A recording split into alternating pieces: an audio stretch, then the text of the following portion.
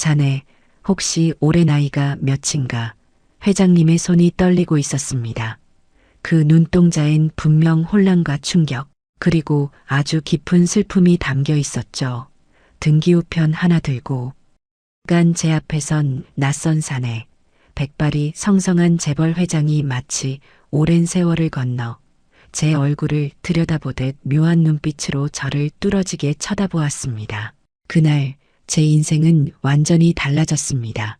그 전에 잠깐 이 영상이 마음에 드셨다면 구독과 좋아요 부탁드립니다. 그럼 지금부터 시작되는 이야기 속으로 함께 들어가 볼까요? 새벽 공기는 꽤나 쌀쌀했습니다. 바람에 손끝이 얼얼해졌지만 저는 늘 그렇듯 배달 가방을 메고 골목길을 걸었죠. 우체국에서 일한 지 이제 7년 차. 이 일이 제겐 직업이자 생활이었고 누가 시키지 않아도 하나하나 꼼꼼하게 우편물을 정리해 배달하곤 했습니다. 그날도 평소처럼 배달 루트의 마지막 지점인 용산 언덕 위 고급 주택가로 향했습니다. 이곳은 평소에 제가 자주 다니던 코스는 아니었지만 특별 등기 우편이라 반드시 수령인의 사인을 받아야 한다는 지시가 붙어 있었죠. 검은 대문 앞에 도착하자 초인종을 눌렀고 잠시 후 정갈하게 차려입은 중년 남자가 나와 문을 열었습니다. 여기 특별 등기입니다. 수령자 본인 확인 후 서명 부탁드립니다. 그 말이 끝나자 중년 남자는 안쪽으로 들어가더니 곧 백발의 노신사가 천천히 걸어 나왔습니다. 비싼 맞춤 정장에 손에는 지팡이 하나, 단정한 외모와 단단한 분위기에서 단번에 느껴졌습니다. 아, 이분이 바로 그 회장이구나. 저는 고개를 숙이며 우편물을 내밀었습니다. 하지만 회장은 우편물을 받기는커녕 제 얼굴을 가만히 들여다보기 시작했죠. 자네 혹시 올해 나이가 몇인가? 순간 저는 멈칫했습니다. 나이를 묻는다는 게 흔한 일도 아니고 보통 이런 고급 저택에서는 무뚝뚝하게 사인만 하고 들어가는 경우가 많았기에 당황스러웠죠. 저는 조심스럽게 대답했습니다. 32입니다. 그 순간 회장의 손이 떨리는 게 느껴졌습니다. 눈빛은 멀리 과거 어딘가를 헤매는 듯 했고 입술은 굳게 다물린 채 한참을 저를 바라보고 있었습니다. 그 시선이 너무 깊어서 마치 속살까지 꿰뚫어 보는 듯한 느낌이 들었죠. 이름이 어떻게 되나? 정우입니다. 이정우. 그 말을 듣는 순간 회장의 눈이 커졌고 입가가 미세하게 떨렸습니다. 얼굴이 확 달아오르더니 이내 주저앉을 듯 휘청거렸습니다. 그 모습을 본 중년 남자가 급히 부축하며 말했죠. 회장님, 괜찮으십니까? 하지만 회장은 제게서 눈을 떼지 않은 채 중얼거렸습니다. 정우라고 했나? 그 이름을 읊조리는 그의 목소리엔 분명 무언가 묵직한 감정이 실려 있었고 저도 모르게 마음 한켠이 묘하게 찌릿했습니다. 어린 적 어렴풋이 떠오르는 풍경, 희미한 얼굴 하나가 스쳐갔죠. 기억 속에 가물가물한 남자의 모습이 이상하게 회장의 표정과 겹쳐졌습니다. 하지만 저는 곧 정신을 차리고 우편을 다시 내밀었습니다. 서명하셔야 합니다. 회장님. 그제야 회장은 몸을 돌리며 떨리는 손으로 펜을 들었고 사인을 하려다 말고 다시 한번 저를 바라봤습니다. 정우, 그 이름 내 아비는 누구였나? 그 질문에 저는 말문이 막혔습니다. 저는 고아원에서 자라났고 부모에 대한 기억은 아무것도 없었습니다. 모릅니다. 어릴 적 사고로 부모를 잃고 시설에서 컸습니다. 그 말을 들은 회장은 그 자리에서 굳은 듯 멈췄습니다. 손에 쥐고 있던 펜이 떨어졌고 깊은 한숨이 새어나왔죠. 이럴 수가 그럴 리가 없는데 회장이 중얼거리는 말들이 점점 심장을 조여왔고 그가 왜 이런 반응을 보이는지 도무지 이해할 수 없었습니다. 그날 이후 제 머릿속엔 그 사람의 눈빛, 그 이름을 들었을 때의 떨림이 계속해서 맴돌았고 무언가 놓치고 있는 느낌이 강하게 들었습니다. 그저 우편을 전달했을 뿐인데 제 인생은 그날 이후로 완전히 다른 방향으로 흘러가기 시작했습니다. 그날 이후 며칠 동안 저는 머릿속이 복잡해서 잠도 제대로 이루지 못했습니다. 그 회장이라는 사람, 박도연 회장의 표정이 자꾸 떠올랐고 그가 제 이름을 듣고 보여준 반응은 도무지 잊히질 않았습니다. 그의 입에서 나왔던 말들, 정우, 내 아비는 누구였나? 그 목소리에 담긴 떨림이 단순한 궁금증이 아니라는 걸 저는 직감적으로 느꼈습니다. 이름 하나에 저토록 동요하는 이유가 뭘까? 혹시 내 과거와 관련이 있는 사람일까? 자꾸만 과거의 기억을 더듬게 되더군요. 저는 어릴 적 아주 어렴풋한 기억만 가지고 있었습니다. 분명 어느 날 아주 따뜻했던 집에서 누군가의 품에 안겨 있었던 기억, 그리고 그 이후에 갑작스러운 사고, 병원, 낯선 사람들의 얼굴, 결국은 고아원, 이정우라는 이름도 시설에서 받은 이름이었습니다. 누군가 남긴 흔적 하나 없이 입양도 되지 않은 채 그렇게 고등학교까지 다녔고 성인이 된 후엔 독립해서 이것저것 닥치는 대로 일을 하며 살았죠. 그러다 우연히 구한 게 바로 지금의 우체국 계약직 자리였습니다. 매일 정해진 시간에 출근하고 길을 따라 걸으며 우편을 배달하는 단조로운 일이지만 사람들과 적당한 거리를 두고 사는 지금의 생활이 나름 저에게는 편했죠. 하지만 박도연 회장을 만나고 나서 그 모든 일상이 뒤흔들렸습니다. 그 사람이 보여준 눈빛은 절대 단순한 호기심이나 오해 같은 게 아니었습니다. 마치 제가 누군가라는 확신을 가진 사람처럼, 마치 제가 그 사람이 오래도록 기다리던 존재인 것처럼. 며칠을 고민한 끝에 저는 결국 용기를 내보기로 했습니다. 다시 그 집을 찾아가 보기로요. 초인종을 눌렀지만 이번엔 아무런 응답이 없었습니다. 한참을 기다리다 돌아서려던 찰나 옆집 담 너머로 누군가 말했죠. 거기 어르신 요즘 병원 입원하셨다던데요. 저는 놀라 돌아보며 물었습니다. 회장님 말씀이신가요? 예, 박도연 회장님. 며칠 전에 갑자기 쓰러지셔서 지금 삼성병원에 입원 중이세요. 그 말을 듣고 저는 망설임도 없이 바로 병원으로 향했습니다. 속으로는 수천 가지 생각이 오갔습니다. 그 사람이 나를 보고 왜 그런 반응을 했는지, 혹시 그게 나와 어떤 과거로 연결된 것인지. 병원에 도착하자 로비에서 간호사에게 방을 물었고 조심스럽게 병실 앞에 섰습니다. 문 앞에서 한참을 망설이다 노크를 했습니다. 들어오게. 문을 열자 침대 위에 앉아 창밖을 바라보고 있던 박도연 회장이 고개를 돌려 저를 바라봤습니다. 그 순간 저는 다시 그 눈빛을 느꼈습니다.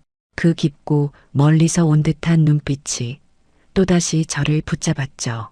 왔는가, 정우. 그 말 한마디에 저는 할 말을 잃었습니다. 당연히 제 이름을 기억하고 있을 줄 몰랐거든요.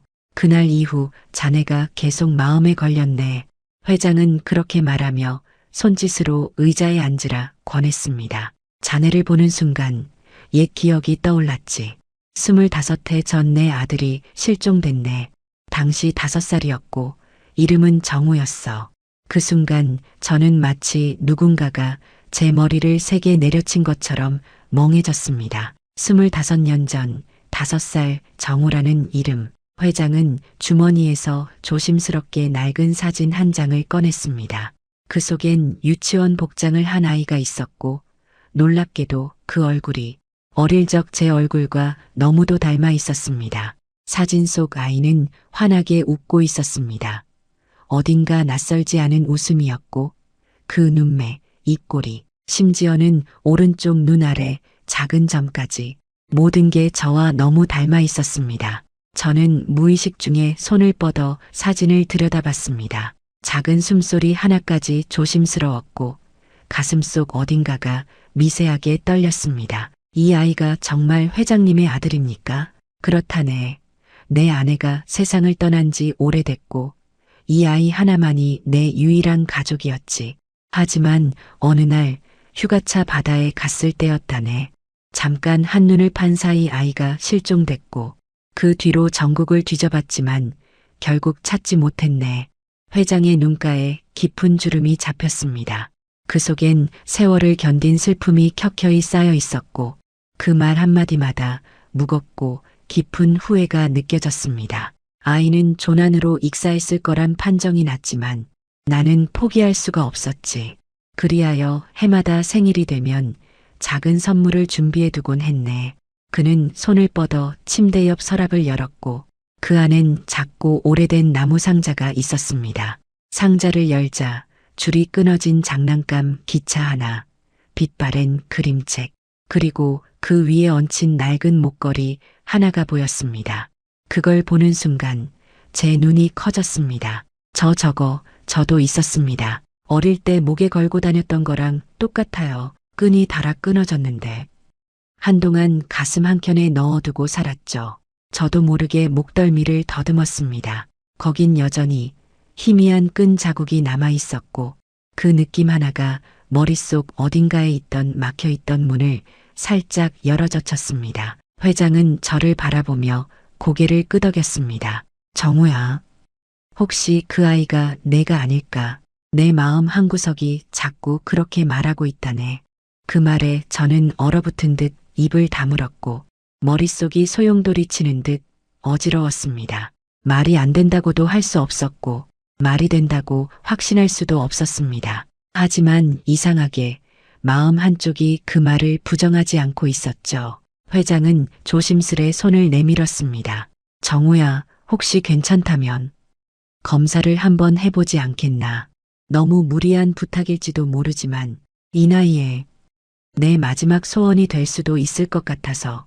그 말에 저는 한동안 아무 말도 하지 못했습니다. 창밖으로 떨어지는 햇살이 유리창에 반사돼 병실 안을 따스하게 물들이고 있었고 그 빛 사이에 회장의 손이 떨리며 가만히 머물러 있었습니다. 결국 저는 천천히 고개를 끄덕였습니다. 알겠습니다. 확인만 할 수 있다면 저도 알고 싶습니다.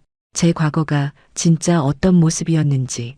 그날 저는 체열을 하고 병원을 나섰고 며칠 뒤면 결과가 나온다는 간호사의 말이 있었지만 그 기다림은 평생 중 가장 길게 느껴졌습니다. 며칠 동안 일에도 집중이 안 되고 매번 회장님의 눈빛이 떠올랐습니다. 혹시 정말 내가 그 사람의 아들이라면 내 인생은 어떻게 되는 걸까? 아니, 나는 누구였던 걸까? 알지 못했던 과거가 저를 향해 문을 열려 하고 있었습니다. 검사 결과가 나오는 날, 저는 혼자서 병원을 찾아갔습니다. 회장님도 이미 병실에 와 계셨고, 간호사가 봉투를 들고 조심스레 들어왔습니다. 검사 결과입니다. 그녀는 조용히 봉투를 회장님께 건넸고, 병실 안은 숨소리조차 들리지 않을 정도로 정적에 잠겼습니다. 회장님은 천천히 봉투를 열고 결과지를 꺼내 읽기 시작했죠. 눈동자가 좌우로 움직이며 활자 하나하나를 따라가고 있었습니다. 그리고 이내 그 손끝이 떨리는 걸 저는 똑똑히 봤습니다. 회장님의 눈가가 붉어지더니 손으로 얼굴을 감싸며 그 자리에서 한참을 움직이지 않으셨습니다. 저는 아무 말 없이 그 앞에 가만히 앉았습니다. 그리고 조용히 물었습니다. 결과가 나왔습니까? 회장님은 고개를 끄덕이며 말했습니다. 맞았네. 자네는 내 아들이었네. 25회를 돌고 돌아 내 앞에 다시 와준 거였네. 정우야. 그 순간 저는 숨이 턱 막히는 느낌이 들었고 무언가 오래된 벽이 한꺼번에 무너져 내리는 듯 가슴이 저릿해졌습니다. 아버지, 처음으로 입안에서 그 단어가 떠올랐고 입 밖으로 꺼내려 했지만 목이 꽉 메어 말이 나오질 않았습니다. 회장님은 그 자리에서 손을 뻗어 제 손을 꼭 붙잡으셨습니다. 그 손은 생각보다 따뜻했고 동시에 지난 세월의 외로움이 고스란히 느껴졌습니다. 나는 내가 널 놓친 죄로 평생을 벌받으며 살아왔네. 내가 돈이 무슨 소용이 있었겠는가. 자네 같은 핏줄 하나 없이 회장이라는 이름이 무슨 의미가 있었겠나. 그동안 참 보고 싶었다. 정우야. 그 말을 듣는 순간 저는 결국 참지 못하고 눈물을 쏟고 말았습니다. 어릴 적 꿈에서도 본 적 없던 아버지. 그런 존재가 내 앞에서 울고 있었습니다. 그리고 그 사람의 손이 내 손을 놓지 않고 아주 단단히 붙잡고 있었죠. 그날 이후 제 세상은 송두리째 변하기 시작했습니다. 회장님은 제게 별장 하나를 내어주시며 함께 지낼 수 있는 시간을 가지자고 했고 사무실에도 종종 데려가 주셨습니다. 비서실에서는 저를 조심스레 도련님이라 부르기 시작했고 사람들의 시선은 어느샌가 달라졌습니다. 하지만 저는 머릿속이 혼란스러웠습니다. 갑자기 모든 걸 얻게 된 느낌.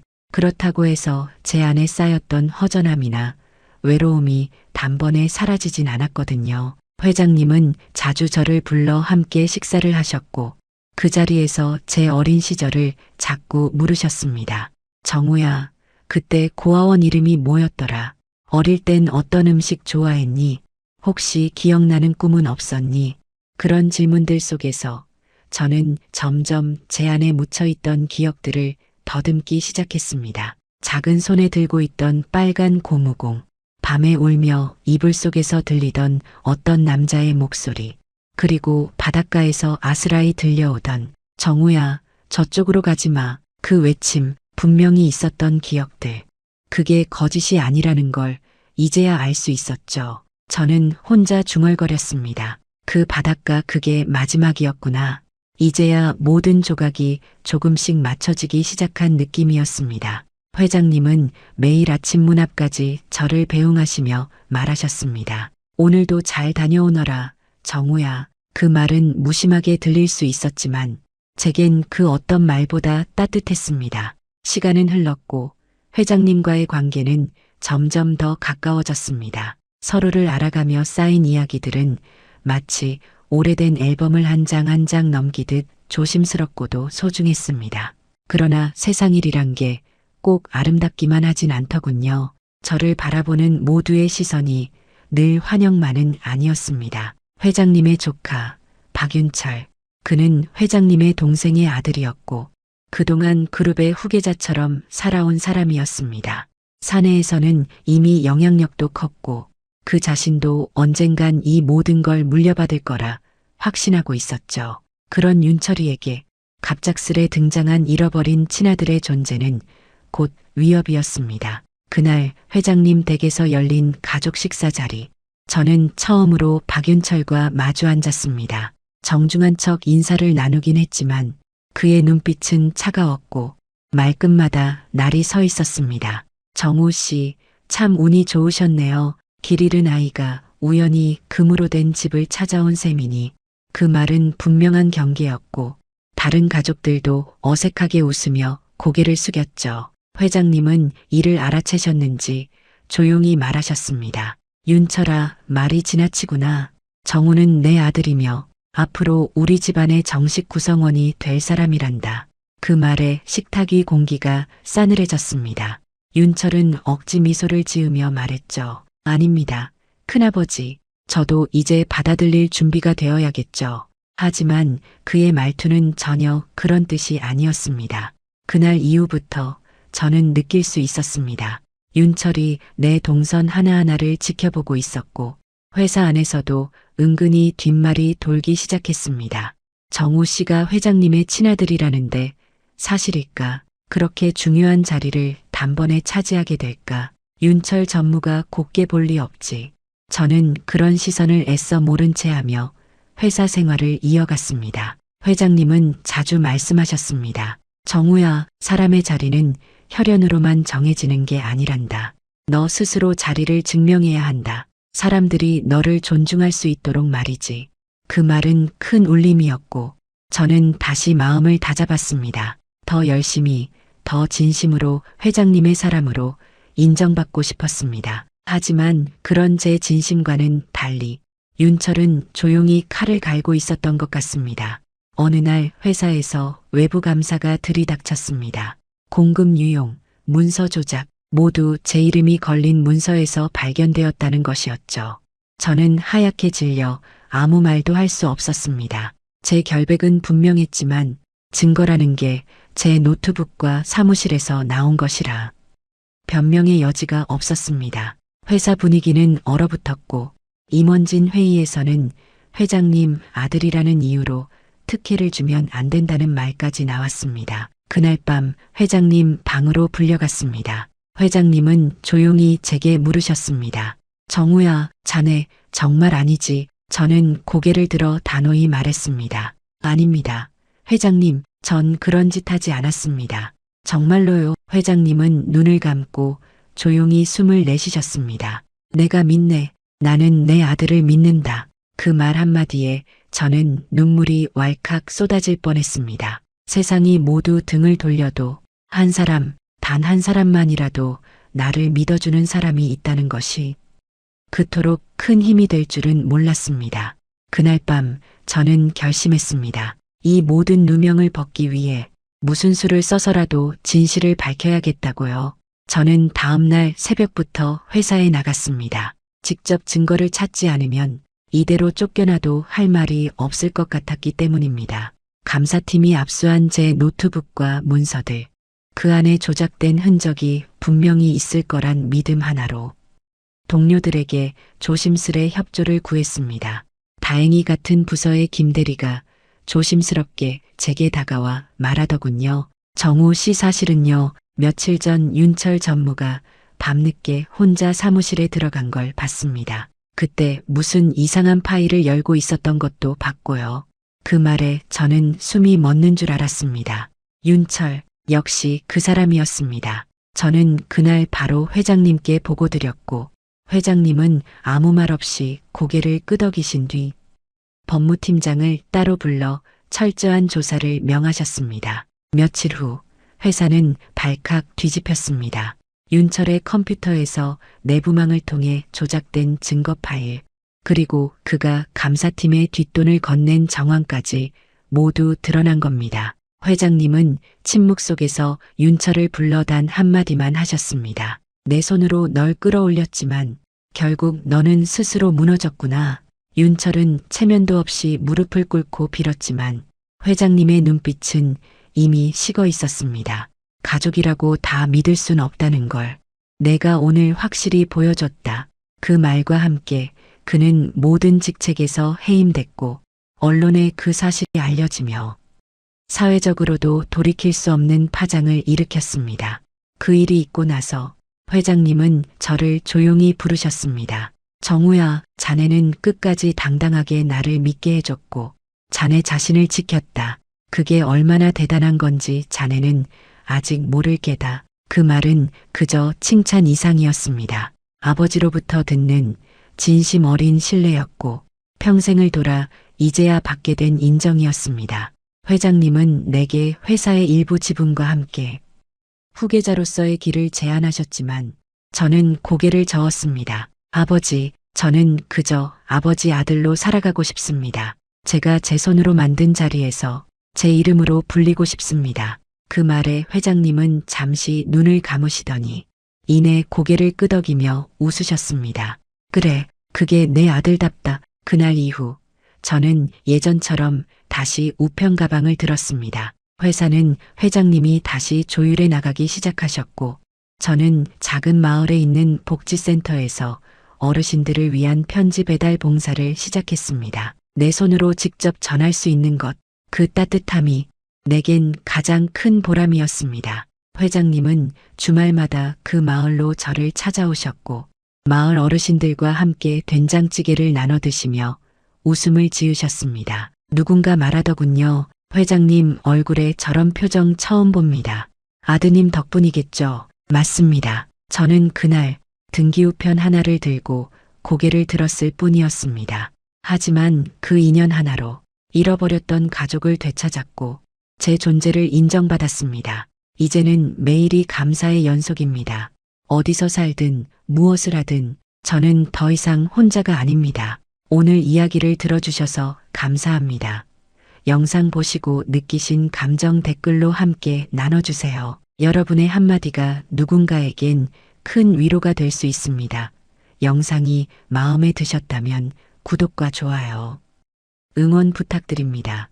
오늘도 귀한 시간 내어주시고 끝까지 시청해주신 구독자, 시청자 여러분 진심으로 감사드립니다. 항상 건강하세요.